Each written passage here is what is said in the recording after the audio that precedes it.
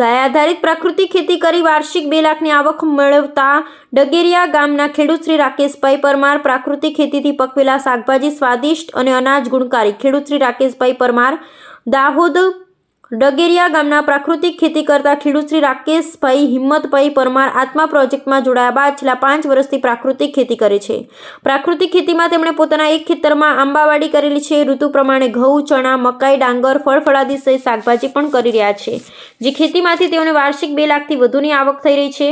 ખેડૂત શ્રી રાકેશભાઈ પરમાર સાથે વાત કરતા તેઓ જણાવ્યું હતું કે આત્મા પ્રોજેક્ટમાં જોડાઈને મેં આત્મા દ્વારા આપવામાં આવતી તાલીમો લીધા બાદ મારા ઘરે ગાય આધારિત પ્રાકૃતિક ખેતી કરવાની શરૂઆત કરી। સૌપ્રથમ મેં શાકભાજીમાં પ્રયોગ કર્યો, જેનાથી મને ઘણો સારો ફાયદો થયો।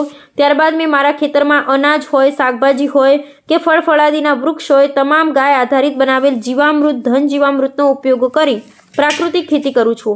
અમારા ખેતરમાં ક્યારેય પણ રાસાયણિક ખાતર કે દવાનો ઉપયોગ કરતો નથી। વધુમાં તેમણે કહ્યું હતું કે મારા ખેતરમાં આંબા, લીંબુ, જામફળી, રામફળ, સીતાફળ, પપૈયા, કૈડા, સરગવો, ચંદન, શાક સહિતના વૃક્ષોનું વાવેતર કરેલ છે। સાથે જ શાકભાજી, રીંગણ, ટામેટા, ભીંડા, ડુંગળી, લસણ, ફ્લાવર સહિતની ખેતી કરેલી છે।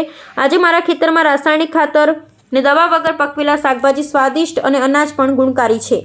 જિલ્લાના તમામ ખેડૂત ભાઈઓને હું વિનંતી કરું છું, આ રાસાયણિક ખાતર અને દવા છોડી આપણે સૌ ગાય દરેક પ્રાકૃતિક ખેતી કરીએ, જેનાથી આપણે અને આપણી પરિવારને સ્વસ્થ અને તંદુરસ્ત રાખી છે, સાથે જ જમીનને ફળદ્રુપ બનાવી। અહેવાલ ચંદુભાઈ મોહનિયા।